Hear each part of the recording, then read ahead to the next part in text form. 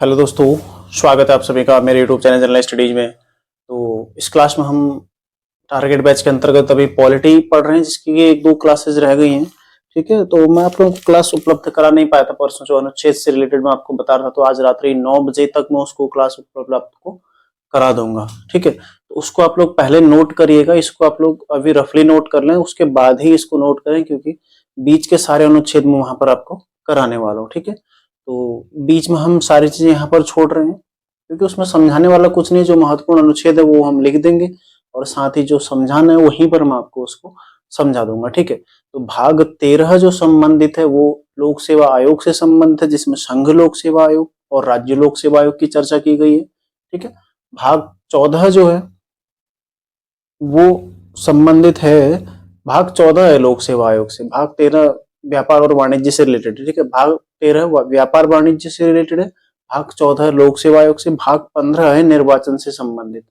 ठीक है, जिसमें आपको वयस्क मताधिकार का अधिकार भी प्राप्त है, जो कि राजनीतिक अधिकार है। तो उसके संबंध में जो भी संविधान संशोधन हुआ है वो हम संविधान संशोधन में देख लेंगे, तो यहाँ पर उतना आवश्यक नहीं है।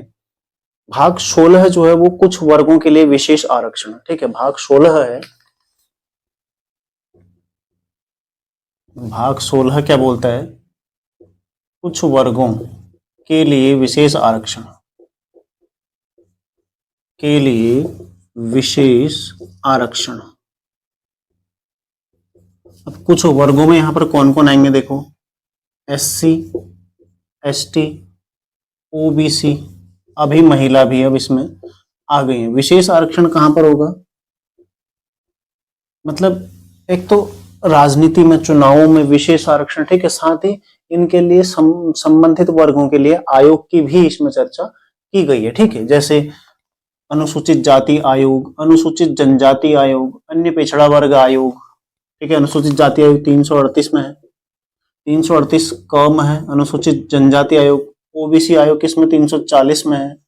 ठीक है, इनके लिए आयोग की भी चर्चा इसमें की गई है। साथ ही कुछ इन वर्गों के लिए आरक्षण की भी इसमें चर्चा की गई। जैसे पहले इसमें एक एंग्लो इंडियन के लिए भी चर्चा की गई थी, एंग्लो इंडियन, आंग्ल भारतीय। ठीक है, इनके लिए भी इसमें चर्चा की गई थी। अनुच्छेद 330 प्लस 332 और 334 भी इसमें शामिल था। ठीक है, 330 में लोकसभा में 2, लोकसभा में 2 और 332 में राज्य विधानसभा में 2, राज्य विधानसभा में एक एक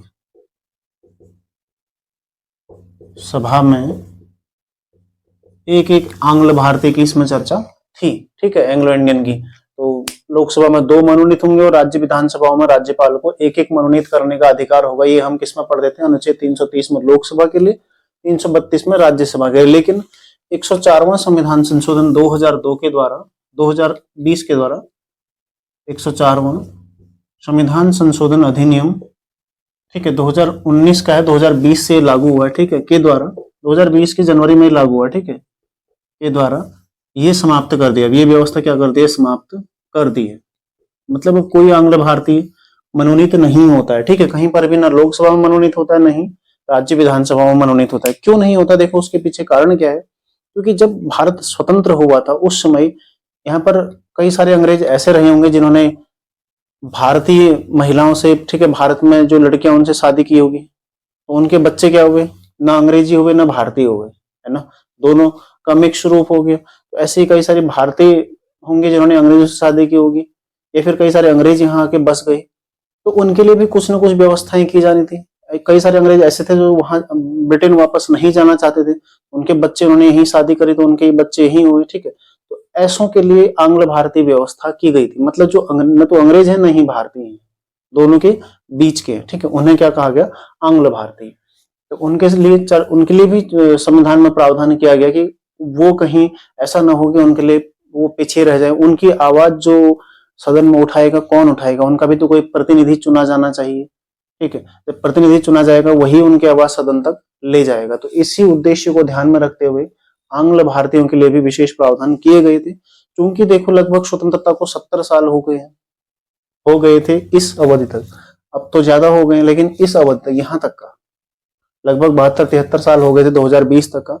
तो सरकार ने इस व्यवस्था को क्या किया, समाप्त किया। तो लगभग आंग्ल भारतीय समुदाय जो है, अब उन्होंने तो उनके जो बच्चे थे, माना 1946 में किसी की शादी हुई थी, ठीक है, उनके बच्चे 1950 में हुए, 1950 में हुए। अब इनकी शादी हुई तो 1970 1980 में बच्चे होंगे इनके, ठीक है, लगभग मान लो। तो इस अवधि में, और इनकी शादी भी भारत में ही होनी है, तो फिर इसके लिए फिर इनको आंग्ल भारतीय कैसे माना जाएगा? क्योंकि शादी भारत में हुई, ठीक है, और इनके बच्चे भी भारत में हुए, वो यहीं रह रहे हैं, तो फिर वो आंग्ल भारतीय नहीं हुए ना, वो तो भारतीय हो गए पूर्ण रूप से। क्योंकि ये जो पीढ़ी थी, ये केवल जो आंग्ल भारतीय पीढ़ी थी वो समाप्त अब हो चुकी है ना। अब आंग्ल भारतीय पीढ़ी नहीं रही, इसीलिए ये व्यवस्था भी समाप्त कर दी गई है, ठीक है। तो आंग्ल भारतीय अब वर्तमान में नहीं है। साथ ही देखो, इसमें एक जो महत्वपूर्ण चीज आपके लिए है, ये तो आपने ध्यान रखनी है सारे अनुच्छेद। अनुच्छेद 330 क्या बोलता है और अनुच्छेद 332 क्या बोलता है? 330 बोलता है SC/ST के लिए लोकसभा सीटों का आरक्षण, लोकसभा सीटों का आरक्षण, ठीक है। और अनुच्छेद 332 क्या बोलता है? SC/ST के लिए विधानसभा सीटों का आरक्षण, विधानसभा सीटों का आरक्षण, ठीक है। ये शायद 331 और 333 होगा, ठीक है, इसको चेंज कर लीजिएगा आप लोग। कंफर्म मैं आपको बता दूंगा, अनुच्छेद में लिखा दूंगा कंफर्म आपको, ठीक है। शायद 331 और 333 ही होगा। 330 क्या बोलता है? SC और ST के लिए लोकसभा सीटों का आरक्षण, और 332 क्या बोलता है? SC/ST के लिए विधानसभा सीटों का आरक्षण। इसमें देखो, लोकसभा में कितनी सीटें SC के लिए आरक्षित रहेंगी? ये क्योंकि जो उस समय पिछड़ा समुदाय था, ठीक है, जो उस समय पीछे का वर्ग था, निचला वर्ग था, उसको उत्थान के लिए, उनकी आवाज कोई जाकर सदन में रखे, उनका कोई प्रतिनिधित्व, उनका अपना आदमी करे, ठीक है, उसके लिए व्यवस्था की गई है। SC/ST के लिए लोकसभा में सीटों का आरक्षण, और 332 में विधानसभा में सीटों का आरक्षण की व्यवस्था की गई है। हाल ही में देखो, एक करंट का ये सवाल है, नारी शक्ति बंधन विधेयक। यदि आप लोगों में से कोई मेंस वाला है, मतलब समीक्षा अधिकारी मेंस इत्यादि, या फिर APS की कोई तैयारी कर रहा है जिसने मेंस देना, तो ध्यान रखिएगा, ये निबंध आप तैयार कर लीजिए, नारी शक्ति, ठीक है, महिला आरक्षण पर आपका पक्का निबंध आने वाला है, ठीक है। इसका इतिहास क्या है, इसके पक्ष में तर्क क्या है, इसके विपक्ष में तर्क क्या है, ठीक है, और क्या इसके भविष्य में परिणाम होंगे, कब तक के लागू होगा, और साथ ही इसका निष्कर्ष, उपसंहार आपको, मतलब जैसे निबंध लिखते हैं वो सारी चीजें आपको इसके बारे में पता होनी चाहिए। ध्यान रखिएगा, यदि कोई मेंस वाला है, समीक्षा अधिकारी मेंस यदि किसी का है, तो आप लोग नारी शक्ति बंधन विधेयक, साथ ही एक देश एक चुनाव जो अभी समिति गठित हुई है रामनाथ कोविंद की अध्यक्षता में, ठीक है, 2, और एक उत्तराखंड में समान नागरिक संहिता जो मैटर चर्चा में है, 3। समान, सब में यही देखना है आपने, ठीक है। निबंध लिखा ही ऐसे जाता है, निबंध आपको लिखना ही ऐसे है, पहले आप उसके बारे में लिखेंगे, ठीक है, उसकी भूमिका लिखेंगे, क्या उसमें प्रावधान है, कैसे उसकी शुरुआत हुई, क्यों उसकी आवश्यकता पड़ी, ठीक है। फिर वही दूसरा टॉपिक आपको वही होता है कि उसकी आवश्यकता क्यों, पक्ष में तर्क देंगे, विपक्ष में तर्क देंगे, ठीक है, और चुनौतियां क्या क्या आएंगी सामने, और निष्कर्ष। इसी तरह से आपको निबंध लिखना होता है, जैसे नारी शक्ति बंधन है, या फिर एक देश एक चुनाव, या फिर समान नागरिक संहिता है। 3-4 टॉपिक जो संवैधानिक रूप से अति महत्वपूर्ण है, ये आपने ध्यान रखना है, क्योंकि निबंध यहाँ से पक्का आने वाला है, ठीक है। आप लोग समीक्षा अधिकारी में देख लीजिएगा, यहाँ से निबंध आपको पक्का देखने को मिलेगा। या फिर उत्तराखंड में जो क्षतिज आरक्षण है महिलाओं का, उस पर भी, ठीक है, आ सकता है, लेकिन उतना महत्वपूर्ण है। लेकिन ये 3 टॉपिक आप लोग ध्यान रखिएगा, समान नागरिक संहिता, नारी शक्ति बंधन अधिनियम जो अभी 106वां संविधान संशोधन अधिनियम है, और साथ ही एक देश एक चुनाव। विधेयक नहीं रहा, ये अधिनियम बन गया, ठीक है, विधेयक अब नहीं रहा, ये क्या है, अधिनियम बन गया है। अधिनियम जो कि 106वां कॉन्स्टिट्यूशनल अमेंडमेंट एक्ट है, साथ ही 128वां विधेयक है। अब विधेयक क्या होता है, मैंने बोला था आपको, जहां तक, जब तक राष्ट्रपति साइन नहीं करते कोई चीज, क्या रहती है, विधेयक। मतलब इतने बीच के जो 22 है ना, ये साइन नहीं हुए होंगे, या तो सदन से राष्ट्रपति तक पहुंचे ही नहीं होंगे, या फिर राष्ट्रपति ने उनको साइन ही नहीं किया होगा, एक सदन से पारित हुआ होगा, दूसरे सदन में पारित नहीं हुआ होगा, ठीक है। तो 106 ही संविधान संशोधन अधिनियम हो पाए हैं, जबकि विधेयक कौन सा था 128 में। दोनों सवाल पूछे जा चुके हैं। अभी आप आरओ पेपर देखेंगे तो वहां पर पूछा गया था कौन सा विधेयक था 128वां। उससे पहले यदि आप ईओ का एग्जाम देखेंगे वहां पर पूछा गया था कौन सा अधिनियम था 106वां। तो दोनों सवाल अति महत्वपूर्ण परीक्षाओं में छपने वाले हैं, ठीक है। 454 मतों से लोकसभा में पारित हुआ था, ध्यान रखिएगा, लोकसभा में 454 मतों से पारित हुआ था। अति महत्वपूर्ण सवाल है, ठीक है। 21 सितंबर को लोकसभा में पारित हुआ था और 22 सितंबर को राज्यसभा में पारित हुआ था, ठीक है, राज्यसभा में पारित हुआ था। ये सारे फैक्टर ध्यान रखिएगा आप लोग। और 29 सितंबर राष्ट्रपति ने इसमें साइन किए थे, राष्ट्रपति द्वारा हस्ताक्षर इसमें किए गए। यानी कि ये अधिनियम कब बना, 29 सितंबर को ये अधिनियम बना। इसमें एक और चीज ध्यान रखिएगा, ठीक है, महिलाओं के लिए कितना प्रतिशत आरक्षण है इसमें, 33% आरक्षण। कौन सी सीटों में, एक लोकसभा सीटों में, दूसरा विधानसभा सीटों में। अब प्रश्न ये उठता है कि इसका देखो, ये मैं इसलिए पढ़ा रहा हूं आपको, ये मैं आपको डायरेक्ट अनुच्छेद में समझा सकता था, लेकिन इसको पढ़ाने का उद्देश्य ही यही है कि यहां पर से प्रश्न, पहले तो आपसे यहीं से प्रश्न बन जाएगा, क्योंकि आप छोटे एग्जाम में जहां पर बैठेंगे आप ग्रुप सी लेवल में, तो यहीं से प्रश्न बन जाएगा। यदि यहां से नहीं बनेगा तो प्रश्न क्या बनेगा, इससे कौन कौन से अनुच्छेद में संशोधन हुआ, ये जो विधेयक है, ठीक है। क्योंकि देखो जो मेंस की तैयारी कर रहे हैं ना, आपके लिए भी ये चीजें महत्वपूर्ण है, ठीक है। इससे मतलब इससे प्रभाव, इसका प्रभाव क्या क्या रहा संविधान में, कहां कहां पर। एक तो एक कब कब आया, 454 मतों से लोकसभा में पारित होता है, ठीक है, ध्यान रखिएगा। सारी से मैं आपको बता चुका हूं, 33% आरक्षण लोकसभा सीटों में और विधानसभा सीटों में महिलाओं के लिए है, ठीक है। तो इसमें आपने एक चीज ध्यान रखनी है कि इससे अनुच्छेद कौन कौन से प्रभावित हुए हैं। तो ये अनुच्छेद आपसे पूछे जा सकते हैं। क्वेश्चन बन सकता है, हाल ही में 106वां संविधान संशोधन अधिनियम लाया गया है, जिससे निम्नलिखित अनुच्छेद, निम्न में से किस अनुच्छेद में संशोधन नहीं हुआ है। देखो अनुच्छेद जुड़ा 330 ए, 332, ठीक है, ए, इन दोनों में संशोधन हुआ है। अनुच्छेद खाली तुम 330 332 ही ध्यान रखो। इसका ए यहां पर क्या है, अनुच्छेद 330 का ए में क्या लिखा गया है कि महिलाओं के लिए लोकसभा में 33% आरक्षण, महिलाओं के लिए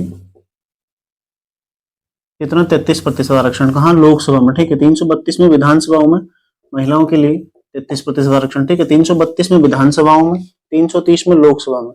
यानी कि देखो 330 का ए जुड़ गया, ठीक है, महिलाओं के लिए लोकसभा में 33% सीटें आरक्षित होंगी। 332 का ए जुड़ गया, महिलाओं के लिए विधानसभा में 33% सीटें आरक्षित होंगी।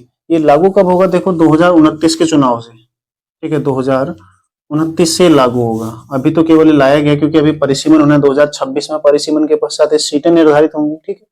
सीटें निर्धारित होने के पश्चात ही बाद में 2029 से लागू होना है, ठीक है। तो ये आपने ध्यान रखना है, लागू कब से होना है, ये सारी चीजें आपने इसके बारे में ध्यान रखनी है। साथ ही यदि इसका इतिहास आप देखेंगे तो वो अभी आपके मतलब का है नहीं वैसे, क्योंकि जो मेंस यदि आप लिखते, यदि आप निबंध कर रहे होते, यदि मैं वहां पर निबंध कराऊंगा तो वहां पर आपको मैं करा दूंगा, ठीक है। यदि इसके बारे में मैं ऐसे आपको कराऊंगा तो उसमें मैं आपको इसको लिखा दूंगा पूरा, ठीक है। फिलहाल हम देखते हैं और तीसरा अनुच्छेद कौन सा इसमें बदला है, अनुच्छेद 334 334, इसमें संशोधन हुआ है। क्यों 334 में इसलिए हुआ है, इसका जो समय किया गया 15 वर्ष तक के लिए इसको अभी रखा गया है। मतलब अभी ये व्यवस्था केवल 15 वर्ष के लिए है, आगे इसको फिर 15 वर्ष बाद संविधान संशोधन के माध्यम से बढ़ाया जा सकता है, ठीक है। अभी कितने वर्ष के लिए, 15 वर्ष के लिए, बाद में इसको संविधान संशोधन के माध्यम से और आगे बढ़ाया जा सकता है। 334 के तहत ही जो SC ST आरक्षण है इसको भी 2030 तक के लिए बढ़ाया गया है। ये भी किसमें, 104वां संविधान संशोधन। जो SC ST आरक्षण है, SC ST आरक्षण, ठीक है, इसको 2030 तक के लिए बढ़ाया, 2030 तक के लिए बढ़ाया गया है। 104वां संविधान संशोधन 2020 से, ठीक है। SC ST आरक्षण को महिला नहीं है यहाँ पर, केवल SC ST आरक्षण की मैं बात कर रहा हूँ। 2030 तक के लिए बढ़ाया गया 104वें संविधान संशोधन अधिनियम 2020 से, ठीक है, ध्यान रखिएगा। तो 334 महिलाओं के लिए 15 वर्ष अभी रखा गया और SC/ST आरक्षण को 2030 तक के लिए बढ़ाया गया, क्योंकि प्रत्येक 10 वर्ष में ये बढ़ाना पड़ता है। ठीक है, प्रत्येक 10 वर्ष में इसके लिए संवैधानिक संशोधन होता है। इतने सारे संविधान संशोधन हो चुके हैं, तो महत्वपूर्ण है 84वां हुआ था। ठीक है, फिर यहाँ से अलग अलग होते रहे हैं समय समय पर। 2000 2001 में हुआ, 2011 10-11 में हुआ, फिर 2020 में हो गया, 2030 में फिर से होगा। तो वो चीजें हमने पढ़नी उतनी आवश्यक हमारे लिए नहीं है। केवल यहाँ पर जो लेटेस्ट है वो आपने ध्यान रखना है कि 104वें संविधान संशोधन अधिनियम द्वारा इस आरक्षण को 2030 तक के लिए बढ़ा दिया है। जबकि महिलाओं के लिए क्या है, 334 अनुच्छेद के अंतर्गत अभी फिलहाल 15 वर्ष के लिए आरक्षण की व्यवस्था की गई है, जो कि 106वां संविधान संशोधन है। ठीक है, कब का है, 2023 का। 106वां संविधान संशोधन कब का है, 2023 का है। ठीक है, 2023 का है। किस नाम से था, नारी शक्ति वंदन विधेयक नाम से था, जो कि अधिनियम बन गया। ठीक है, और पारित कब हुआ था, 29 सितंबर 2023 सॉरी। ठीक है, 29 सितंबर 2023 को ये पारित हुआ था। ठीक है, तो ध्यान रखिएगा ये सारे फैक्ट आपने इस जो भाग है संविधान का भाग 16 इसके बारे में आपने ध्यान रखना है। ठीक है, तो इनके लिए जो विशेष उपबंध है वो मैं आप लोगों को समझा चुका हूं। ठीक है, इससे ज्यादा इसमें कुछ नहीं आता। बाकी देखो जो आयोग इत्यादि गठित हुए हैं, ठीक है, देखो पहला पिछड़ा वर्ग आयोग, पहला पिछड़ा वर्ग आयोग कब गठन हुआ, 1953 में गठन हुआ। ठीक है, रिपोर्ट कब सौंपी, 1955 में। अध्यक्ष कौन थे, काका कालेलकर, काका कालेलकर। ठीक है, फिर दूसरा आयोग बना मंडल आयोग। दूसरा कौन सा बना, मंडल आयोग। ठीक है, मंडल आयोग जो कि 1979 में गठित हुआ था। मोरारजी देसाई सरकार ने इसको गठित किया था। ठीक है, बीपी मंडल की अध्यक्षता में, बीपी मंडल ये इसके अध्यक्ष थे। मोरारजी देसाई सरकार ने इसको गठित किया था। ठीक है, 1979 में। रिपोर्ट कब सौंपी, 1980 में। कब सौंपी, 1980 में। तो ये दो आयोग गठित हुए पिछड़ा वर्ग के चिन्हीकरण के लिए। ठीक है, और उत्तराखंड में भी हाल ही में एक आयोग गठित हुआ है, वो मैं आज आपको करंट अफेयर्स में करा चुका हूँ सुबह। ठीक है, आप लोगों ने नोट कर लिया होगा। मतलब उसने रिपोर्ट सौंपी, हालांकि गठन तो 2022 में हो गया था, लेकिन हाल ही में उसने अपनी रिपोर्ट सौंपी है। तो यहां तक आप लोगों का क्लियर हो गया है, तो इसको आप लोग एक स्क्रीनशॉट ले लो। आगे हम देखते हैं भाग 17। देखो भाग 17 है क्या, राजभाषा। ठीक है, भाग 17 क्या है, राजभाषा है। राजभाषा क्या होती है, राजभाषा होती है राजकाज की भाषा, यानी कि सरकार के जो भी कार्य हैं जिस भाषा में संचालित होंगे उसे हम क्या बोलते हैं, राजभाषा, है ना। सरकारी काम जितने भी होते हैं, आप सरकार में शासन, जैसे उत्तराखंड में राजभाषा क्या है, या तो हिंदी है, फिर दूसरी क्या है, संस्कृत है। तो आप शासन के जितने भी आदेश, ठीक है, जो भी चीजें देखेंगे आप, कोई भी ज्ञापन विज्ञापन कुछ भी हो, पत्र हो किसी के लिए, तो वो सब किस में होगा, हिंदी में होगा, क्योंकि राजकाज की हमारी भाषा क्या है, राज्य की हिंदी है। ठीक है, ऐसे देखो अलग अलग राज्यों की अलग अलग भाषा है। कहीं आपको अंग्रेजी मिलेगी, कहीं आपको हिंदी मिलेगी, कहीं आपको कोई अन्य भाषा मिलेगी, कहीं आपको पंजाबी मिलेगी। ठीक है, लेकिन जो भारत की राजकाज की भाषा वो क्या है, हिंदी है। और आधिकारिक तौर पर अंग्रेजी को भी इसमें सम्मिलित किया गया। ठीक है, जिसको बार बार बढ़ाया जाता है। उसका समय पहले 15 वर्ष के लिए 1965 तक किया गया था, उसके पश्चात से उसको लगातार बढ़ाया जाता रहा है। ठीक है, तो राजभाषा से आप समझ गए कि क्या है, राजकाज की भाषा। लेकिन राष्ट्र भाषा क्या होती है, सबसे देश की सबसे लोकप्रिय भाषा, यानी कि जिसको सभी लोग समझने में सक्षम होते हैं, बोलने में सक्षम होते हैं। ठीक है, सभी भागों में वो बोली जाती है, तो वो क्या हो जाती है, राष्ट्रभाषा, यानी कि जो सबसे लोकप्रिय भाषा होती है। लेकिन वर्तमान में भारत में कोई भी राष्ट्रभाषा नहीं है। हालांकि हिंदी को राष्ट्रभाषा बोलते हैं, लेकिन संवैधानिक तौर पर, क्योंकि जब तक संविधान नहीं बोलेगा हम किसी चीज को मान नहीं सकते ना। केवल मानने से थोड़ा ना, यहाँ गणित का सवाल थोड़ा ना कि माना कि ये माना वो, यहाँ पर ठीक है, यहाँ पर क्लियर यही है कि संवैधानिक तौर पर भारत की कोई भी अभी वर्तमान में राष्ट्रभाषा नहीं है। ठीक है, ये चीज आपने ध्यान रखनी है। राजभाषा है हिंदी। और आप ये भी जानते हैं, देखो हिंदी भाषी राज्य जो उत्तर भारत है, यहाँ पर 9 राज्य जहाँ पर हिंदी भाषा बोली जाती है। तो भारत में तो और भी टोटल 28 राज्य हैं, केंद्र शासित प्रदेश हैं, केवल 9 राज्यों में ही हिंदी भाषा बोली जाती है। और दिल्ली में भी, ठीक है, जो कि केंद्र शासित प्रदेश हो गए, यहाँ पर भी बोली जाती है। तो इतना ज्यादा भी, मतलब केवल 44% लोग ही भारत में हिंदी भाषा को बोलते हैं, ठीक है। तो इसलिए भी हम ये नहीं कह सकते कि क्या वो राष्ट्रभाषा है। तो ये आपने ध्यान रखना है कि हिंदी क्या है, हमारी राजभाषा, यानी कि राजकाज की भाषा है, जिसमें भारत सरकार के समस्त काम होते हैं, वो क्या है, हिंदी। और आधिकारिक तौर पर उसमें अंग्रेजी भी सम्मिलित की गई है, ठीक है। तो राष्ट्रभाषा आप समझ गए। लोकप्रिय भाषा जो होती है देश की सबसे लोकप्रिय भाषा, जैसे भारत की हिंदी है, सबसे लोकप्रिय भाषा क्या है, भारत की हिंदी ही है, ठीक है। ये भी आपने ध्यान रखना है। अब देखो हम चर्चा करेंगे, इसको हम अलग अलग पार्टों में बांट देते हैं। इसको हम अलग अलग पार्टों में, अलग अलग भागों में हम इसको देखते हैं, तो ज्यादा बेहतर इसको हम समझ पाएंगे, ठीक है। तो अलग अलग भागों में यदि आप इसको देखेंगे राजभाषा को, तो इसको आप 4 भागों में बांट दो। एक है देखो संघ की भाषा, संघ की भाषा। दूसरा हो जाएगा क्षेत्रीय भाषाएं, क्षेत्रीय भाषाएं। तीसरी हो जाएगी न्यायालय की भाषा, न्यायालयों की भाषा, ठीक है। और लास्ट क्या हो जाएगी इसमें, विशेष निर्देश,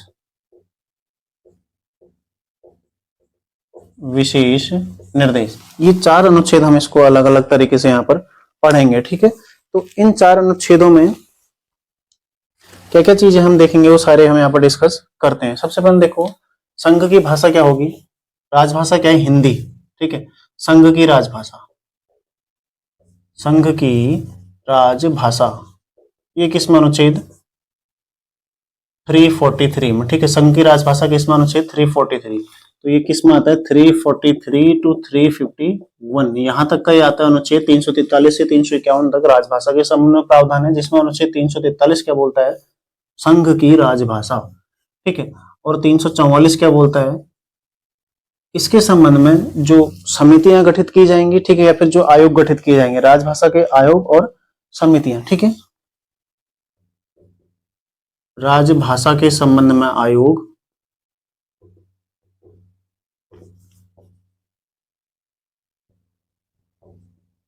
प्लस समितियां जो गठित की जाएंगी, किसके तहत, अनुच्छेद समितियां, ठीक है। तो इसी संदर्भ में देखो 1955 में पहला राजभाषा आयोग गठित किया गया,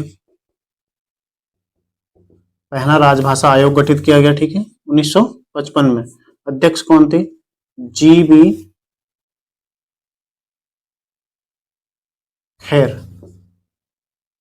ठीक है, BG खैर होना चाहिए, बाल गंगाधर खैर जी, बिल्कुल BG खैर, ठीक है। BG खैर इसके क्या थे, अध्यक्ष थे, ठीक है। 1955 में गठित किया गया, इसके अध्यक्ष कौन थे, बाल गंगाधर खैर इसके क्या थे, अध्यक्ष थे। तो राजभाषा के संबंध में यदि आयोग गठित होगा, देखो 1955 में गठित हुआ, फिर 1963 में इसी की रिपोर्ट की सिफारिशों को थोड़ा आंशिक रूप से स्वीकार करते हुए 1963 में क्या आया, राजभाषा अधिनियम। ये सारे प्रश्न बने हुए हैं, ठीक है। राजभाषा अधिनियम जो कि कब का, 1963 का। यदि आप उत्तराखंड हाईकोर्ट का पेपर देखेंगे 1 दिसंबर 2019 को जो कराया था, वहां पर ये प्रश्न पूछा गया था, ठीक है। 1963 में राजभाषा अधिनियम लाया गया था। उसके पश्चात देखो इस अधिनियम की सिफारिशों के, इस अधिनियम के प्रावधानों के आधार पर 1976 में राजभाषा के संबंध में पहली संसदीय समिति गठित की गई, ठीक है। राजभाषा के संबंध में पहली संसदीय समिति, ठीक है, गठित की गई, संसदीय समिति गठित की गई, जिसमें 20 सदस्य कहां से थे, लोकसभा से, और 10 राज्यसभा से, यानी कि कुल 30 सदस्यीय एक समिति गठित की गई 1976 में। तो देखो कितने सारे सवाल यहाँ पर हमारे बन गए। संघ की भाषा किसमें, अनुच्छेद 343 में। अनुच्छेद 344 राजभाषा के संबंध में आयोग और समितियां गठित करने का प्रावधान करता है। सबसे पहला आयोग 1955 में आया, जो कि BG खैर, बाल गंगाधर खैर की अध्यक्षता में आया था। 1956 में उसने अपनी रिपोर्ट सौंपी थी, ठीक है। 1956 में उसने अपनी रिपोर्ट सौंप दी थी। तो ये भी एक बार पूछा गया, उसने अपनी रिपोर्ट कब सौंपी थी, तो लिख लीजिएगा इसको आप लोग, मैंने यहाँ पर लिखा नहीं है तो आप लोग लिख लीजिए। 1956 में उसने अपनी रिपोर्ट सौंपी।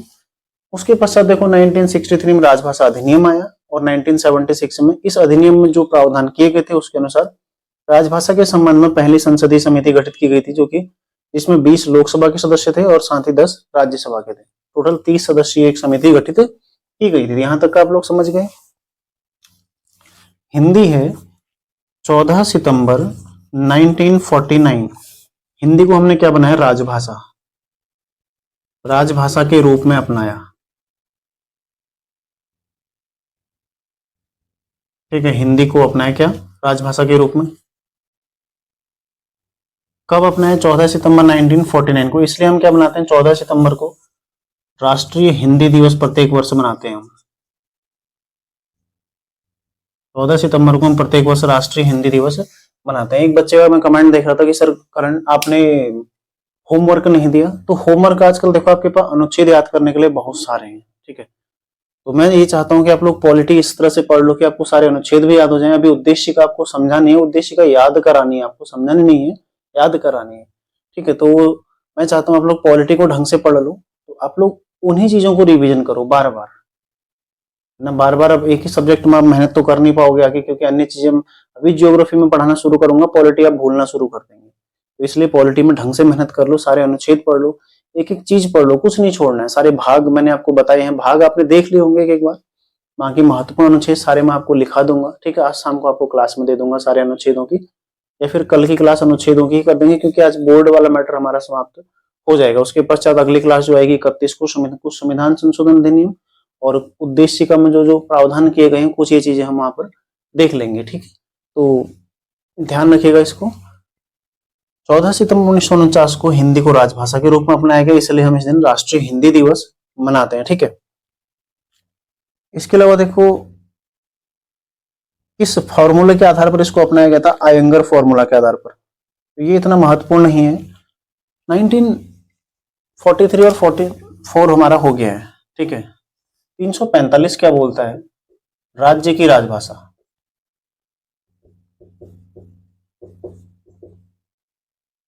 राज्य की राजभाषा। और 346 क्या बोलता है, राज्यों के मध्य पत्राचार।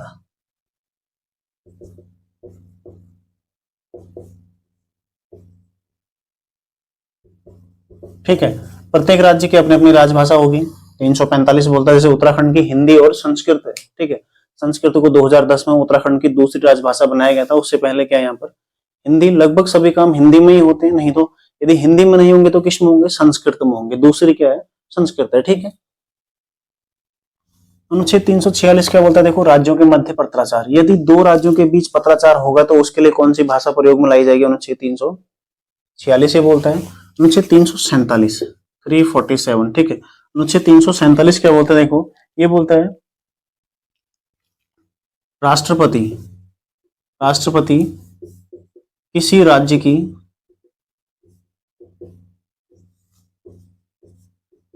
जनता की मांग पर, ठीक है, जनता की मांग पर वहां की भाषा को, वहां की भाषा को राजभाषा का दर्जा दे सकते हैं। ठीक है, इतना महत्वपूर्ण नहीं है, ग्रुप सी में यहाँ पर इस तरह से सवाल आते नहीं है। तो ये आपने ध्यान रखना। देखो राज्य की भाषा, राज्य के लिए राजभाषा 345 में, ये दो आपने ध्यान रखने हैं। 346 347 तक हम हो गए, यहाँ समझ चुके होंगे। राष्ट्रपति किसी भी राज्य की जनता की मांग पर, यदि जनता मांग करे, ठीक है, और वहां से प्रस्ताव पारित करके भेजे, विधान मंडल यहाँ से प्रस्ताव पारित करके भेजे, तो राष्ट्रपति संबंधित राज्य की मांग पर, ठीक है, किसी भी भाषा को राजभाषा का दर्जा वहां पर दे सकते हैं। अगला देखो 348 क्या बोलता है, सुप्रीम कोर्ट और हाई कोर्ट की भाषा। ठीक है, सुप्रीम कोर्ट और हाई कोर्ट की भाषा क्या है, अंग्रेजी है। सुप्रीम कोर्ट और हाई कोर्ट की भाषा क्या है, अंग्रेजी। सुप्रीम कोर्ट और हाई कोर्ट की भाषा क्या है, अंग्रेजी। 348 में कहा गया है। 349 आपके लिए इतना महत्वपूर्ण नहीं है। ठीक है, उसको अनुच्छेद में मैं समझा दूंगा आपको, ध्यान रखिएगा। 348 में न्यायालयों की भाषा है। ठीक है, महत्वपूर्ण है। 350 और 351 बोलता है विशेष निर्देश। ठीक है,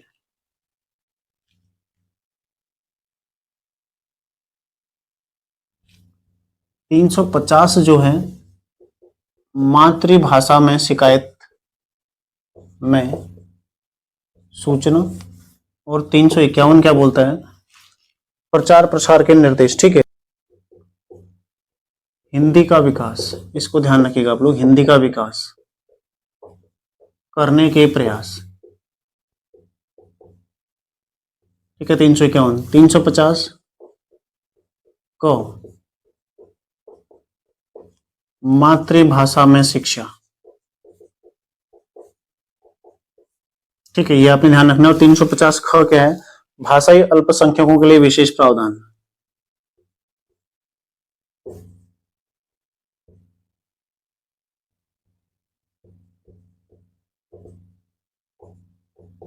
भाषाई अल्पसंख्यकों के लिए विशेष प्रावधान।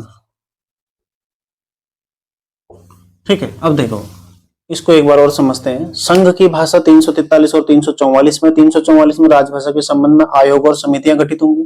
345 राज्य की भाषा, 346 राज्यों के मध्य पत्राचार की भाषा को क्या होगी? 347 देखो, राष्ट्रपति किसी राज्य की जनता की मांग पर वहां की भाषा को राजभाषा का दर्जा दे सकते हैं। 348 सुप्रीम कोर्ट हाई कोर्ट की भाषा क्या है? अंग्रेजी है। ठीक है, 350 में क्या है? मातृभाषा में सूचना, यानी कि यदि कोई व्यक्ति पीड़ित होता है, किसी व्यक्ति को मतलब किसी ने पीड़ित प्रताड़ित किया है, ठीक है, या फिर कोई व्यक्ति किसी के अगेंस्ट तहरीर देना चाहता है, किसी के विरुद्ध तहरीर, यानी कि कोई शिकायती, तहरीर किसे बोलते हैं? शिकायती पत्र को। ठीक है, लिख लीजिएगा, तहरीर किसे बोलते हैं? ये होता है शिकायती पत्र, शिकायती प्रार्थना पत्र। ठीक है, शिकायती प्रार्थना पत्र को क्या बोलते हैं? तहरीर, जो कि कहां पर दिया जाता है? थाने में। थाना यानी कि पुलिस को दिया जाता है, पुलिस थाने में दिया जाता है। या फिर कहां पर दिया जाएगा? राजस्व थाने में। राजस्व थाना यानी कि पटवारी को दिया जाएगा। जहां क्या होता है? पटवारी होता है ना। राजस्व उप निरीक्षक कौन होता है? पटवारी। या तो पटवारी को दिया जाएगा राजस्व थाने में, या फिर राजस्व थाना जिसे बोलते हैं पटवारी चौकी ना, पटवारी चौकी, जहां पर पटवारी बैठता है उसको क्या बोलते हैं? पटवारी चौकी, राजस्व थाना। या तो पटवारी को देगा या फिर थाने में देगा, जिस जहां पर पुलिस होती है, रेगुलर पुलिस जहां होती है। तो तहरीर क्या होती है? एक शिकायती प्रार्थना पत्र होता है, जिसमें वो अपनी व्यथा लिखता है कि अमुक अमुक व्यक्ति ने मेरे साथ मारपीट की है, गाली गलौज की है, या फिर जो भी चीजें हैं। ठीक है, तो अमुक अमुक का नाम लेके किसी व्यक्ति के अगेंस्ट, या फिर किसी की चोरी हो जाती है, जैसे आजकल साइबर क्राइम चल रहा है, किसी के खाते से पैसे उड़ जाते हैं, जो भी चीजें हैं, ये सब कहाँ है? तहरीर के अंतर्गत ही आता है। उसको कहाँ देगा? वो थाने में। तो ऐसी कोई भी सूचना, यदि कोई व्यक्ति पीड़ित है, प्रताड़ित है, तो अपनी सूचना वो अपनी मातृभाषा में दे सकता है। ठीक है, ऐसा नहीं है कि वो केवल हिंदी में ही देगा, या फिर जो राजभाषा है संबंधित राज्य की उसी में देगा। यदि माना किसी कुमाऊनी या फिर गढ़वाली या फिर जौनसारी कोई भी व्यक्ति है यहाँ का, जिसकी जो स्थानीय लैंग्वेज है, स्थानीय बोली है, ठीक है, यदि उसके साथ कोई मतलब किसी न किसी रूप में वो व्यथित है, तो वो अपनी जो शिकायत है, अपनी तहरीर है, वो अपनी संबंधित भाषा में दे सकता है। ठीक है, कुमाऊनी गढ़वालिया अपनी जो संबंधित भाषा है उसकी भाषा में दे सकता है। ये किसमें? अनुच्छेद 350 में। 350 का क्यों क्या बोलता है? मातृभाषा में शिक्षा। ठीक है, मातृभाषा में शिक्षा की प्रावधान क्या है? 350 का को। ये कैसी शिक्षा होगी? प्राथमिक शिक्षा। कैसी शिक्षा होगी? प्राथमिक शिक्षा, यानी कि 1 से 5 तक। ठीक है, प्राथमिक शिक्षा 1 से 5 तक का मातृभाषा में यदि राज्य चाहे तो उपलब्ध करा सकता है, जहां पर उसे लगता है कि यहाँ पर पिछड़ापन है। ठीक है, प्राथमिक शिक्षा। और 350 का ख क्या बोलता है? जो भाषाई अल्पसंख्यक है इनके लिए विशेष प्रावधान, मतलब इनकी जो अपनी भाषा है उसको बचाए रखना। भाषाई अल्पसंख्यक क्या है? मतलब किसी बोली के बहुत बहुत कम लोग होना, किसी बोली के बहुत कम लोग होना, वो क्या हो जाएंगे? भाषाई अल्पसंख्यक हो जाएंगे। ठीक है, तो उनके लिए विशेष प्रावधान 350 ख में है। और 351 में क्या है कि सरकार क्या करेगी? हिंदी के विकास के लिए लगातार प्रयास करेगी। यहां तक आप लोग समझ गए होंगे। ठीक है, इसको मिटा के आप लोगों को मैं आपको पहले ही करा चुका हूं कि संविधान के, भारतीय संविधान की 8वीं अनुसूची में कुल कितनी भाषाएं हैं? 22। ठीक है, 22 की 22 आपको याद तो होंगी। सबसे पहले था 21वां संविधान संशोधन 1967, कौन सी थी? सिंधी। ठीक है, 71वां था 1992, कौन सी आई थी? नमक। ठीक है, उसके बाद कौन सा आया था? 2003 का था 93वां, 93 वही था शायद, 92वां संविधान था। ठीक है, 92वां 2003 का। कौन सी आई थी? BDMS। ये मैं आपको पहले समझा चुका हूं, तो आपको सभी को याद होगा ही। ठीक है, साथ ही 22 की 22 भाषाएं भी याद है ना? कश्मीरी, सिंधी, पंजाबी, हिंदी, बंगाली, असमिया, उड़िया, गुजराती, मराठी, तेलुगु, कन्नड़, तमिल, मलयालम, उर्दू, संस्कृत, नमक, BDMS याद है सारी आपको। ठीक है, तो इन्हें आप लोग याद कर भी लीजिएगा, यहाँ से सवाल आते हैं। इसके अलावा देखो, भोजपुरी इसमें शामिल नहीं है, राजस्थानी इसमें शामिल नहीं है, और इसमें अंग्रेजी शामिल नहीं है। बहुत ये तीनों लगातार पूछी जाती है, निम्न में से कौन सी भाषा 8वीं अनुसूची में शामिल नहीं है। तो आपको 22 इस ट्रिक से यदि याद है तो बाकी आप सब कर सकते हैं। उसको इतना प्रैक्टिस करो ना, मैप के सामने खड़े होकर, मैप के सामने खड़े रहो। आपको पता है यहाँ पर कश्मीर है, नीचे सिंध प्रांत है, पंजाबी, हिंदी, इस तरह से उसको आपको पढ़ना पड़ता है, ठीक है। मैप के साथ खड़े रहो, ऐसी उंगलियों में आपको याद हो जाएगा। कश्मीरी, सिंधी, पंजाबी, हिंदी, बंगाली, ठीक है, बंगाली, असमिया, उड़िया, गुजराती, मराठी, तेलुगु, कन्नड़, तमिल, मलयालम, उर्दू, संस्कृत, नमक, बीडीएमएस, हो गई 22 भाषाएं, ठीक है। इसी तरह से आपने इनको ध्यान रखना है, कोई दिक्कत नहीं होने वाली आपको, ठीक है। यहाँ तक आप, साथ ही भारत में वर्तमान में 6 शास्त्रीय भाषाएं हैं, 6 शास्त्रीय भाषाएं। भारत में क्या है अभी? 6 शास्त्रीय भाषाएं हैं, जिसमें देखो क्या है, टीएस, ठीक है, TS KTMO, KTMO, ठीक है, TS KTMO यानी कि तमिल, संस्कृत, ये इनका क्रम है, ठीक है, संस्कृत, कन्नड़, ठीक है, ये इनका क्रम है, कन्नड़, तेलुगु, मलयालम,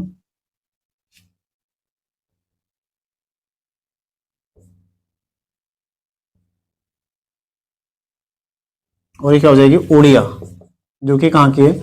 उड़ीसा के, ठीक है, TS KTMO। इसी तरह से आपने क्रम इनका ध्यान रखना है। सबसे पहले कौन सी है? देखो, तमिल, फिर है संस्कृत, कन्नड़, तेलुगु, मलयालम और उड़िया।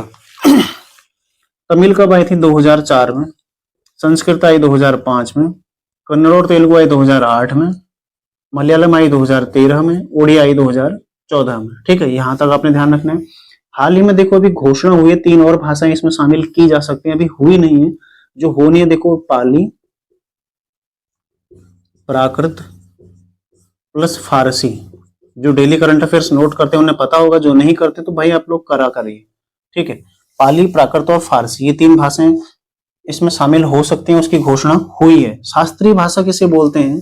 जिसका अपना स्वयं का इतिहास है, मतलब जो किसी दूसरी भाषा से नहीं उपजी है। जैसे हिंदी है, तो हिंदी का विकास किससे हुआ? संस्कृत से हुआ, लेकिन संस्कृत का जननी कोई नहीं है ना, हिंदी की मूल जननी क्या है? संस्कृत है। तो ये आपने ध्यान रखना है, जिसका कोई भी, जो किसी दूसरे से नहीं बनी, यानी कि जो स्वयं में आई है, स्वयं में बनी है, वो क्या होती है? शास्त्रीय भाषा, ठीक है। तो वर्तमान में TS KTMO 6 शास्त्रीय भाषाएं, जिसमें तमिल 2004 में शामिल हुई। पहले इस क्रम को ध्यान रखो, TS KTMO, पहला टी आपने ध्यान रखना है कि तमिल है, बस पहला टी आपने ध्यान रखना है कि क्या है? तमिल है, क्योंकि 2 टी आ रहे हैं ना। पहला टी आपने ध्यान रखना है कि तमिल है, TS KTMO, TS KTMO, इस तरह से ध्यान रखो। पहला टी क्या है? तमिल है। तमिल, संस्कृत, कन्नड़, तेलुगु, मलयालम, उड़िया। तमिल, संस्कृत, कन्नड़, तेलुगु, मलयालम, उड़िया, ठीक है। तमिल 2004 में हुई, संस्कृत 2005 में हुई, मलयालम और तेलुगु, सॉरी, कन्नड़ और तेलुगु 2008 में हुई, मलयालम 2013 और उड़िया 2014। इस तरह से आपने इसको ध्यान रखना है। तो ये शास्त्रीय भाषाएं हो गई, ठीक है। तहरीर मैंने आपको समझा दिया। नवीनतम जो शास्त्रीय भाषाएं हो सकती हैं, ये 3 होने वाली हैं, अभी घोषणा हुई है इसकी। बाकी सारे फैक्ट जो राजभाषा में थे मैंने आपको करा दिए कंप्लीट, ठीक है। अब हम चर्चा करते हैं भाग 18, जो आपातकाल है, उसके संबंध में क्या क्या प्रावधान किए गए हैं, ये चीजें हम देखते हैं। देखो, भाग 18 है आपातकाल, आपातकाल, ठीक है। भाग 18 क्या है? आपातकाल, जो कि अनुच्छेद 352 से लेकर 360 तक है, ठीक है, 360 तक है। इसमें 3 तरह के आपातकाल की चर्चा की गई है। पहला है देखो, राष्ट्रीय आपात, राष्ट्रीय आपात। दूसरा देखो, राष्ट्रपति शासन,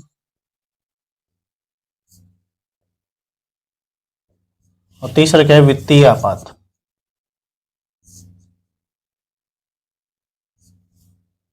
ठीक है। तीसरा क्या है? वित्तीय आपात।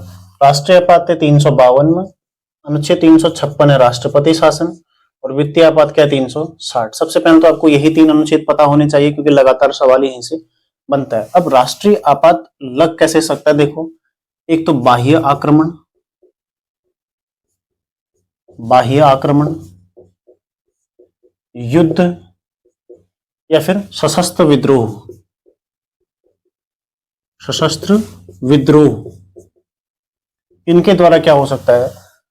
राष्ट्रीय आपातकाल लग सकता है। देखो, बाह्य आक्रमण, युद्ध या फिर सशस्त्र विद्रोह, यदि ये इनमें से कोई भी एक चीज होती है तो मंत्रिमंडल की लिखित सिफारिश पर, शब्द ध्यान रखिएगा, मंत्रिमंडल। संविधान में यदि कहीं पर मंत्रिमंडल शब्द का प्रयोग हुआ है, हालांकि मैंने आपको अनुच्छेद 73 74 समझाया था, 74 75, लेकिन वहां पर मंत्रिमंडल शब्द नहीं आया, ठीक है। यदि मंत्रिमंडल शब्द कहीं पर संविधान में प्रयोग हुआ है तो वो अनुच्छेद 352 में है। यहां पर क्या लिखा गया है, मंत्रिमंडल की सिफारिश पर, लिखित सिफारिश पर, मंत्रिमंडल की लिखित सिफारिश पर क्या हो जाएंगे, राष्ट्रपति आपातकाल लगा सकते हैं, ठीक है। राष्ट्रपति पूरे देश में या फिर किसी विशिष्ट स्थान पर राष्ट्रीय आपात की घोषणा कर सकते हैं। किन परिस्थितियों में, या तो बाह्य आक्रमण हो जाए, युद्ध की स्थिति हो जाए, या फिर सशस्त्र विद्रोह हो जाए, ठीक है। शस्त्र के साथ विद्रोह यानी कि सशस्त्र विद्रोह हो जाए, तब उस परिस्थिति में मंत्रिमंडल की लिखित सिफारिश पर, ध्यान रखिएगा ऐसे नहीं लग जाएगा, जब तक मंत्रिमंडल लिखित न दे राष्ट्रपति राष्ट्रीय आपात नहीं लगा सकते हैं। मंत्रिमंडल जब तक लिख कर नहीं देगा, ठीक है, मंत्रिमंडल की लिखित सिफारिश पर राष्ट्रपति राष्ट्रीय आपात की घोषणा कर देंगे। अब घोषणा होते ही इसको देखो, ये कब तक वैध रहेगा, सबसे पहले सवाल तो यही आते हैं कि वैध कब तक रहेगा। इसको क्या करना होता है, 1 माह के भीतर यानी कि 30 दिन के भीतर, ठीक है, 30 दिन या फिर 1 माह के भीतर संसद के दोनों सदनों में इसको पारित करना होता है। राज्यसभा प्लस लोकसभा में इसको पारित कराना होता है, ठीक है। लोकसभा में पारित होगा, पारित कराना होता है। यदि नहीं हुआ तो ये निरस्त हो जाएगा, ठीक है। तो क्या हो जाएगा, ये निरस्त हो जाएगा। और यदि माना 30 दिन का समय है और इस दौरान राज्यसभा ने पारित कर दिया लेकिन लोकसभा भंग हो गई, हो सकता है ना कभी ऐसी परिस्थिति हो कि लोकसभा भंग हो जाए, क्योंकि अगर सरकार के विरुद्ध अविश्वास प्रस्ताव पारित आ गया तो लोकसभा समाप्त है फिर, है ना। तो यदि लोकसभा समाप्त है, लोकसभा उस समय काम नहीं है, एक्टिव नहीं है, भंग हो गई है, तो क्या होगा, इसके लिए भी ये प्रावधान है कि जब नई लोकसभा आएगी, नई लोकसभा आएगी, ठीक है, तो 30 दिन भीतर वो भी इसको पारित कर देगी, पारित करेगी। यानी कि यदि राष्ट्रीय आपातकाल लगाना है किसी परिस्थिति में, तो सबसे पहले क्या होगा, देखो, मंत्रिमंडल की मंत्रिमंडल लिखित सिफारिश करेगा किसको, राष्ट्रपति को, ठीक है। राष्ट्रपति घोषणा कर देंगे, घोषणा हो गई, लेकिन जरूरी क्या है, अनुमोदन जब तक उसका संसद नहीं कर देती, यानी कि लोकसभा से वो 2/3 बहुमत से पारित हो जाए, राज्यसभा से वो 2/3 बहुमत से पारित हो जाए, तभी क्या माना जाएगा, तभी राष्ट्रीय आपातकाल लागू रह सकता है, ठीक है। यदि राज्यसभा से पारित हो गया, लोकसभा में नहीं हुआ, तो राष्ट्रीय आपातकाल नहीं लगेगा, वापस हो जाएगा, ठीक है, समाप्त हो जाएगा। यदि लोकसभा में पारित हो गया, राज्यसभा में नहीं हुआ, तो फिर वो समाप्त हो जाएगा। फिर मतलब दोनों परिस्थितियों में से कोई भी एक परिस्थिति उत्पन्न होती है तो राष्ट्रीय आपातकाल नहीं लग सकता है। लगेगा तभी जब 30 दिन के भीतर वो राज्यसभा से पारित हो जाए और उसी अवधि में वो लोकसभा से भी पारित हो जाए, यानी कि 30 दिन के भीतर वो संसद से पारित हो जाए। और यदि लोकसभा भंग है तो उस परिस्थिति में वो 30 दिन के भीतर जब नई लोकसभा आएगी तो उसमें से पारित हो जाना चाहिए, ठीक है। तब ये क्या रहेगा, आगे को जारी रहेगा। और एक बार में 6 माह के लिए बढ़ेगा, ठीक है, एक बार में 6 माह के लिए, ठीक है, एक बार में 6 माह के लिए बढ़ाया जाता है। और ऐसे ही 6-6 महीने करके इसको अनगिनत समय तक के लिए, मतलब कोई फिक्स समय नहीं कि कब तक का, ठीक है, कितनी भी समय के लिए लग सकता है। मतलब ऐसा नहीं है कि 1 साल के लगेगा, 2 साल के लगेगा, एक बार में 6 महीने के लिए। लेकिन आगे क्या हो जाएगा, ये अनगिनत शब्द के लिए, ठीक है, अनगिनत समय के लिए,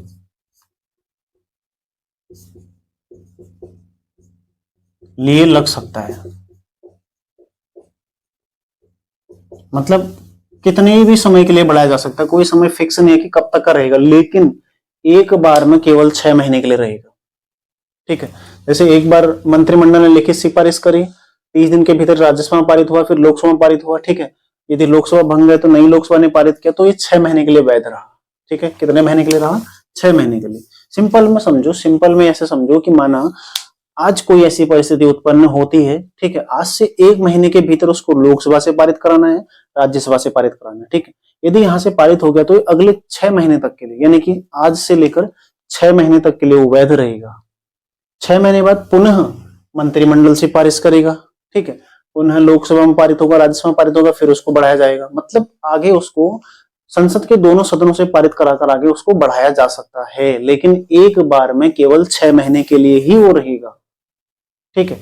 अधिकतम अवधि एक बार में 6 माह है, लेकिन 6-6 महीने करके इसको अनंत वर्ष के लिए, अनंत समय के लिए इसको बढ़ाया जा सकता है, चाहे 15 साल, 20 साल, 25 साल, 5 साल, 10 साल, हो सकता है एक ही साल। मतलब समय कोई फिक्स नहीं है, लेकिन एक बार में केवल 6 महीने बढ़ेगा। बस आपने इतना ध्यान रखना है। यहां तक आपका फैक्ट कंप्लीट हो गया, ठीक है। एक बार में 6 महीने के लिए बढ़ेगा और इसको अनगिनत समय के लिए बढ़ाया जा सकता है, ठीक है। अब देखो, अनंत काल तक इसको लागू किया जा सकता है और राष्ट्रपति इसे कभी भी वापस ले सकते हैं। राष्ट्रपति कभी भी वापस ले सकते हैं।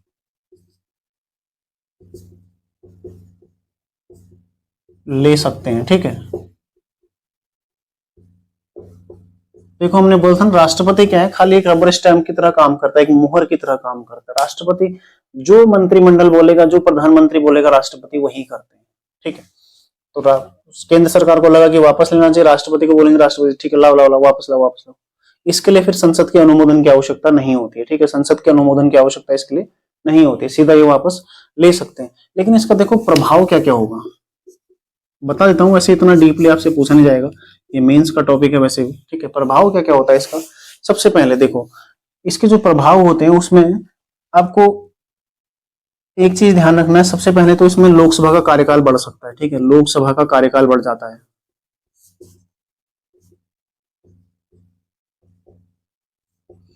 1 वर्ष बढ़ सकता है, ठीक है। अब 1 वर्ष कैसे बढ़ेगा, यदि माना माना लोकसभा को 5 साल, 4.5 साल हो गए पूरे, 4.5 साल या 4 साल पूरे हो गए और यहाँ पर आपातकाल लग जाए, ठीक है, 1.5 साल आपातकाल लग जाएगा, तो उस परिस्थिति में बढ़ेगा। ऐसा नहीं कि लोकसभा अभी अभी बनी है, ठीक है, माना 1 साल ही हो रहा है और 2 साल के लिए बीच में आपातकाल लगा, लेकिन लोकसभा के तो 5 साल बाद ही चुनाव होते हैं ना, यदि विघटित नहीं होते तो 5 साल बाद ही होते हैं। तो उस परिस्थिति में लोकसभा कार्यकाल 1 वर्ष बढ़ सकता है, ठीक है, यदि एक बार में 1 वर्ष बढ़ेगा। लेकिन यदि राष्ट्रीय आपातकाल समाप्त हो गया तो उसके 6 माह के भीतर चुनाव कराना अनिवार्य होता है, ठीक है। 6 माह के भीतर चुनाव कराना अनिवार्य होता है। तो ये मेंस का टॉपिक है, इसलिए मैं आपको बता रहा हूँ। देखो, मोटा मोटा मैं इसको आपको समझा दे रहा हूँ, ठीक है, क्योंकि इतना आपसे यहाँ पर ग्रुप सी में इस तरह का क्वेश्चन नहीं आया। ग्रुप सी में जो क्वेश्चन आएगा यहीं से आता है। राष्ट्रीय आपातकाल किसमें है, निम्न में से किस परिस्थिति के आधार पर लगाया जाता है, अनुच्छेद कौन सा है, भाग कौन सा है, भाग 18 है, ठीक है। साथ ही यहाँ से प्रश्न बनेगा कि कितने दिन के लिए लगाया जा सकता है, संसद से कितने दिन के भीतर अनुमोदन होना अनिवार्य है, ठीक है, एक बार में कितने समय के लिए लगता है और अधिकतम कितने समय के लिए लगाया जा सकता है। ये सब चीजें मैंने आपको ऊपर समझा दी है, ठीक है। और राष्ट्रपति इसको कभी भी वापस ले सकते हैं। देखो, इसके अलावा राष्ट्रीय आपातकाल के दौरान जो राज्य सूची के विषय है उस पर केंद्र सरकार कानून बना देगा। राज्य सूची के विषय पर केंद्र में कानून बनेगा, ठीक है। तीसरा, ये मैं आपको समझाऊंगा अनुच्छेद 249 में, आपको बाद में समझाऊंगा अनुच्छेद में, वहां पर आप लोगों को बेहतर समझा दूंगा, ठीक है। तीसरा देखो, ये कानून कितने, 6 महीने तक के लिए, ठीक है। वैसे तो कानून कौन बनाएगी, केंद्र सरकार, लेकिन यदि आपातकाल समाप्त हो जाता तो कानून कितने महीने के लिए, 6 माह तक प्रभावी रहेंगे। किस परिस्थिति में, जब राष्ट्रीय आपातकाल समाप्त हो जाएगा, ठीक है, आपातकाल की समाप्ति पर, आपातकाल की समाप्ति पर, ठीक है। कितने महीने के लिए प्रभावी रहेंगे, 6 महीने के लिए प्रभावी रहने वाले हैं। तो यहां तक आप लोग समझ गए, ठीक है। लोकसभा का कार्यकाल बढ़ जाएगा 1 साल के लिए, लेकिन यदि आपातकाल समाप्त हो गया तो 6 महीने के अंदर चुनाव कराना फिर अनिवार्य है, ठीक है। तो ये कुछ फैक्ट हैं जो आपने ध्यान रखने हैं। बाकी देखो, है तो बहुत सारे फैक्ट इसमें, लेकिन आपके लिए उतना महत्वपूर्ण मुझे नहीं लगता कि इतने महत्वपूर्ण है, ठीक है। अगला देखो, अनुच्छेद 359 एक कहता है, इस दौरान अनुच्छेद 20 व 21 को छोड़कर, 20 व 21 को छोड़कर, अनुच्छेद 20 व 21 को छोड़कर राष्ट्रीय आपात के दौरान, मतलब अनुच्छेद 20 व 21 को छोड़कर शेष सभी मूल अधिकार क्या हो जाते हैं, निलंबित हो जाते हैं। शेष सभी मूल अधिकार,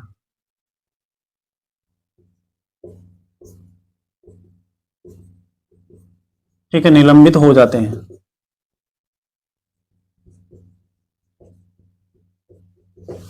ठीक है। तो ध्यान रखिएगा अनुच्छेद 359 के अनुसार यदि राष्ट्रीय आपातकाल लागू होता है तो अनुच्छेद 20 व 21 को छोड़कर, 20 में क्या था, दोष सिद्धि के विरुद्ध संरक्षण, और 21 में क्या था, प्राण एवं दैहिक स्वतंत्रता, इनको छोड़कर शेष सभी मूल अधिकार क्या हो जाते हैं, निलंबित हो जाते हैं। मतलब ये अधिकार फिर कुछ समय के लिए हमारे रोक दिए जाते हैं। ठीक है।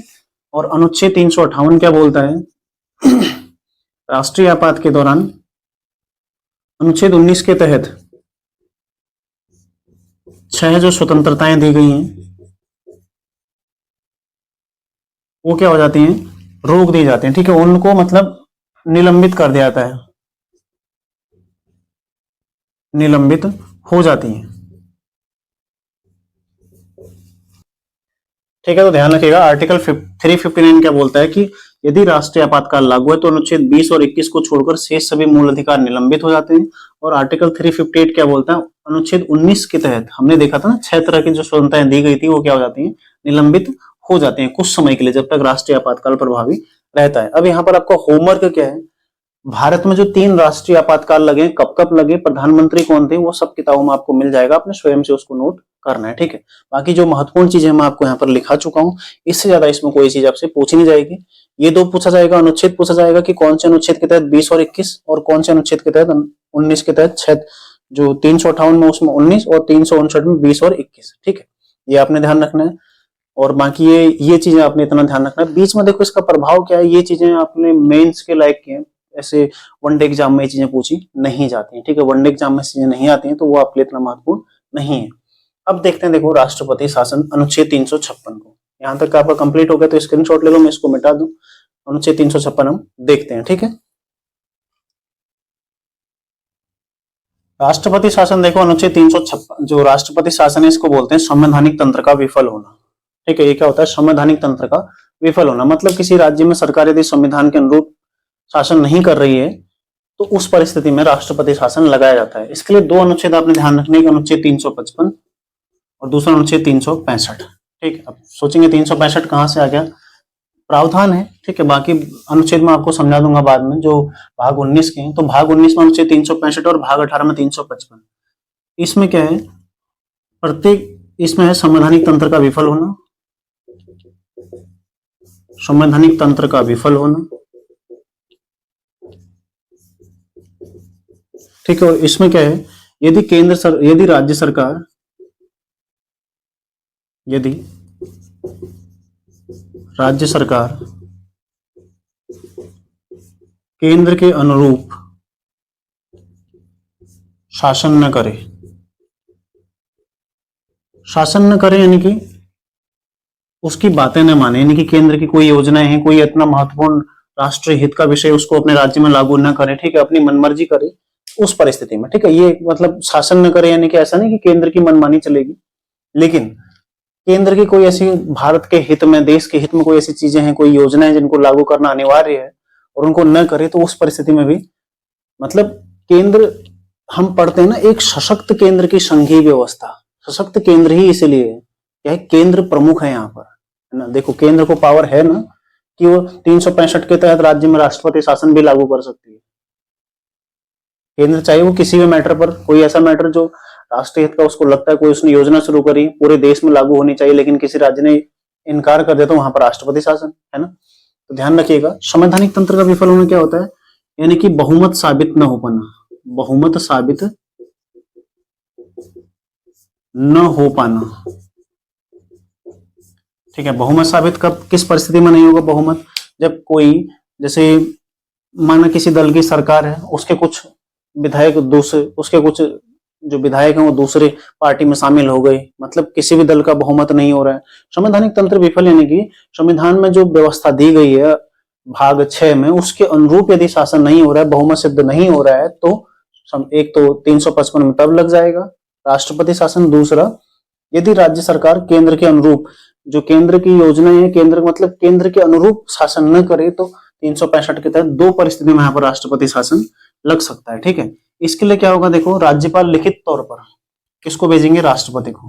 राज्यपाल लिखित रूप से किसको भेजेंगे, राष्ट्रपति को भेजेंगे, और सारी शक्तियां किस पा जाएंगे, फिर राज्यपाल पा जाएंगे, राज्य की सारी शक्तियां राज्यपाल पा जाएंगे। ठीक है, मतलब कब तक आएंगी, पहले आने से पहले जरूरी क्या है कि इसको संसद में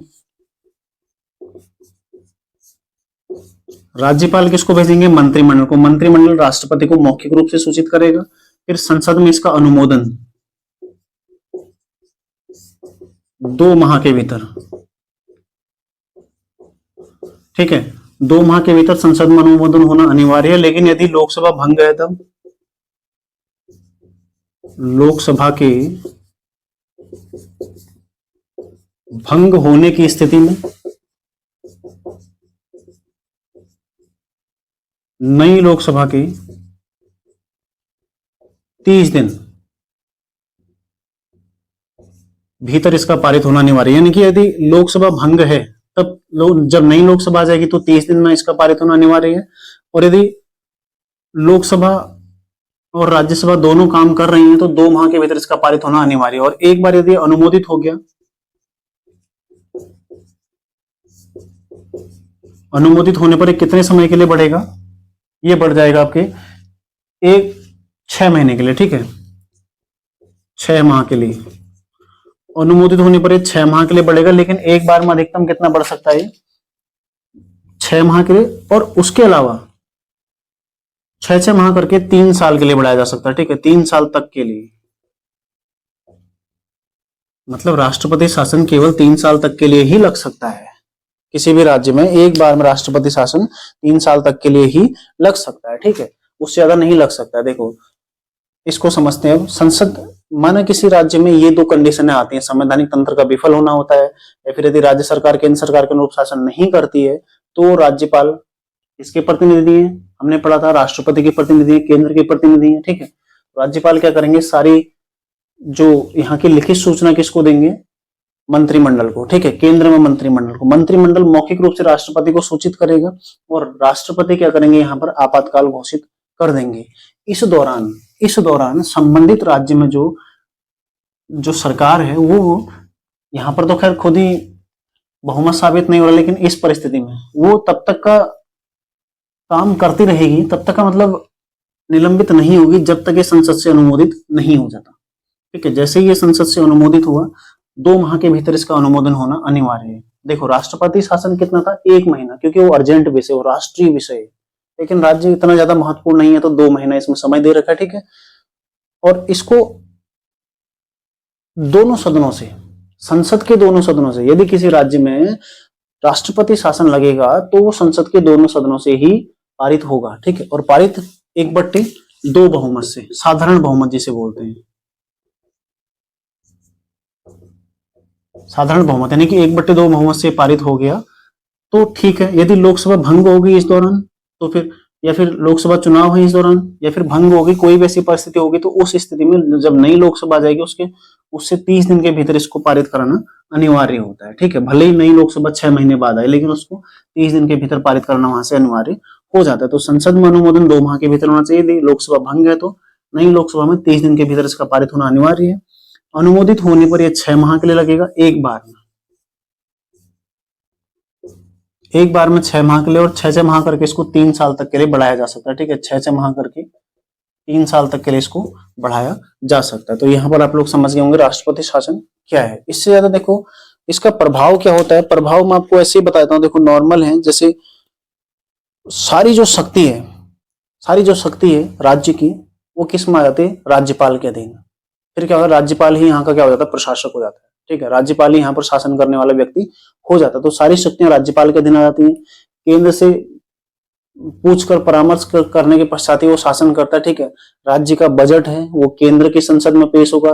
राज्य संबंधी जो भी कानून है वो सब कहाँ बनेंगे? केंद्र में बनेंगे। तो ये मेंस का विषय है, इतना ही आपको यहाँ पर ज्यादा उसको ध्यान में रखना नहीं है। आपसे यही चीजें पूछी जाती हैं बार बार, तो ये आपके लिए महत्वपूर्ण है, इसको आप लोग ध्यान रखिए, ठीक है। और साथ ही देखो राज्यपाल ही क्या है? संवैधानिक और वास्तविक दोनों प्रमुख तब बन जाता है। तब अलग अलग ऐसा नहीं है कि राज्यपाल प्रमुख नहीं है या फिर केवल नाम मात्र साइन करने के लिए, तो ऐसा नहीं है। तब राज्यपाल ही प्रमुख बन जाता है। तो राष्ट्रपति शासन के दौरान राज्यपाल प्रमुख बन जाता है, ठीक है। उत्तराखंड में भी लगा था राष्ट्रपति शासन कब? 2016 में, ठीक है। 27 मार्च से 11 मई तक ये लगा था 2016 में। वो क्या था? संवैधानिक तंत्र का विफल होना। ये नहीं था, ये वाले मुद्दे से लगा था, ठीक है, अनुच्छेद 355। तो क्वेश्चन बनेगा कि वर्ष 2016 में उत्तराखंड में किस अनुच्छेद के तहत राष्ट्रपति शासन लगाया गया था? तो कौन सा भाई? 355। संवैधानिक तंत्र विफल होना ना, क्योंकि यहाँ पर विधायकों ने बगावत करी। बगावत करी तो क्या हुआ? बहुमत साबित नहीं हो पाया किसी भी सरकार का। ठीक है, कोई भी सरकार यदि बहुमत में नहीं है तो क्या हो जाएगा? वहां पर राष्ट्रपति शासन हो गया। जब बहुमत ही नहीं है तो शासन कौन करेगा? बहुमत के लिए जरूरी है ना कि आपके पास 50+1 वोट होना अनिवार्य है।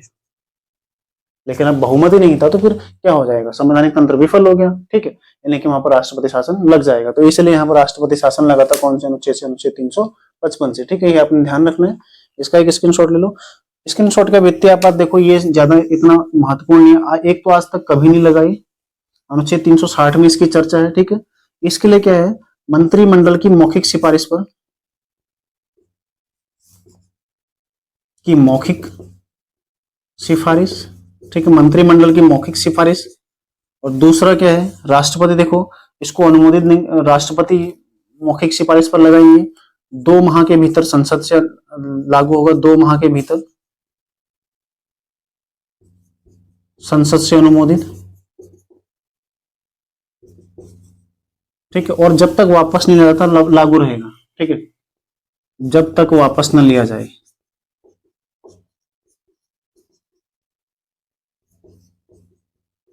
देखो, वित्तीय आपातकाल के दौरान क्या होता है? मंत्रिमंडल मौखिक रूप से सिफारिश करेंगे राष्ट्रपति को कि देश में वित्तीय संकट आ गया है, वित्तीय स्थिति ठीक नहीं है, तो वित्तीय आपातकाल लगाया जाए, तो राष्ट्रपति लगा देंगे। लेकिन 2 महीने के भीतर उसको संसद के दोनों सदनों से पारित होना, क्या अनुमोदित होना क्या है? अनिवार्य है। जब तक संसद से अनुमोदित नहीं हो जाता है तो ये रद्द हो जाएगा। यदि अनुमोदित हो गया तो जब तक का इसको वापस नहीं लिया जाता है। इसमें ऐसा नहीं है कि 6 महीने के लिए लगेगा फिर बाद में बढ़ेगा, 6 महीने के लगेगा बाद में बढ़ेगा, ऐसा कुछ नहीं। जब तक ये वापस नहीं लिया जाएगा तब तक का ये लागू रहेगा। जब तक ये वापस न लिया जाए तब तक का ये लागू रहेगा हमेशा। ठीक है, यदि जैसे इसको वापस ले लिया जाता है बाद में, तो सामान्यतः राष्ट्रपति इसको सीधा वापस ले सकते हैं, तब कोई फिर दिक्कत नहीं है, आगे समाप्त हो जाएगा। यानी कि एक बार में लंबी अवधि के लिए लागू हो सकता है। 6 महीना, 3 महीना, 1 साल, कुछ नहीं है इसके लिए। जब तक वापस न लिया जाए तब तक ये लागू ही रहेगा। लेकिन जो सदन है यानी कि लोकसभा और राज्यसभा, वहां से 2 माह के भीतर अनुमोदित होना ये अनिवार्य है। अब तीनों को देखो शॉर्टकट में, एक बार मैं आपको समझा देता हूं तीनों को। ठीक है, एक है राष्ट्रपति शासन 352, 356 और 360। मैं अनुच्छेद के माध्यम से लिख रहा हूं, ठीक है, ताकि आप लोगों को इसको शॉर्टकट में समझा दूं। पहला क्या था? लिखित सिफारिश मंत्रिमंडल की। ये क्या थे? मौखिक। ये दोनों क्या थे? मौखिक। ये क्या था? लिखित। ठीक है, अब देखो, ये एक बार, ये संसद से 30 दिन के भीतर, ये 60, ये 60। ठीक है, ये एक बार में 6 माह के लिए, 6 माह और वापस लेने तक। ये क्या है? अनगिनत समय। ठीक है, मतलब अनंत काल के लिए। ये क्या है? 3 साल के लिए, अधिकतम 3 साल। और ये क्या है? जब तक वापस न लिया जाए, वापस लेने तक। बस इतना ही तो आपने समझना है इसमें। यही आपके लिए महत्व, पूरा निचोड़ जो हमने पढ़ा, आपातकाल का जो पूरा निचोड़ पढ़ा, ये है। बस इतना आपने समझना है, इससे ज्यादा आपको कुछ नहीं समझना है। ठीक है, तो आज आपका होमवर्क हो गया। आपने आपातकाल से संबंधित सारे अनुच्छेद क्लियर करने। कब कब आपातकाल लगा है, सबसे पहले किस राज्य में लगा था, सर्वाधिक बार किस राज्य में लगा है? उत्तराखंड, तो मैंने आपको बता ही दिया कब लगा। ठीक है, तो और साथ ही जो मैंने अनुच्छेद आपको भाग 16 जो मैंने पढ़ाई वो आपने ध्यान रखना है। भाग 17 मैंने आपको पढ़ाई वो भी आपने कंप्लीट कर लेना। ठीक है, सारे अनुच्छेद आप लोग देख लीजिएगा। अनुच्छेद 338 एससी आयोग, एसटी आयोग और ओबीसी आयोग कब कब गठित हुए हैं, ये भी आपने स्वयं से करना है, क्योंकि किताबों में इजीली आपको मिल जाएगा। ल्यूसेंट या कोई भी सामान्य ज्ञान की किताब, वहां पर ये चीजें आपको मिल जाती हैं। समझाना मेरा काम है, बाकी देखो पढ़ना तो आपको ही है। कुछ भी पढ़ो, कुछ भी करो, ठीक है। टीचर आपको केवल गाइड कर सकता है, आपको पढ़ना कैसे, चीजें समझ में नहीं आ रही है वो बता सकता है, बाकी पढ़ना आपका स्वयं का काम होता है। ठीक है, आप लोग उसको तैयार कर लीजिएगा आज का होमवर्क। ठीक है, साथ ही दूसरी क्लास जो मैं आपको बता रहा था वो आज शाम या फिर कल 11 बजे वाली क्लास में उसी को मैं आपको उपलब्ध करा दूंगा, क्योंकि देखो बोर्ड में समझाने वाला अब कुछ नहीं रहा है इसमें। ठीक है, क्वालिटी में हाँ भी है, उद्देश्य का है, उसको 31 तारीख को मैं समझा दूंगा। ठीक है, तो मिलते हैं नेक्स्ट क्लास में। तैयारी आप लोग करते रहिए, इसका एक स्क्रीनशॉट ले लीजिए। ठीक है, तैयारी आप लोग करते रहिए। धन्यवाद।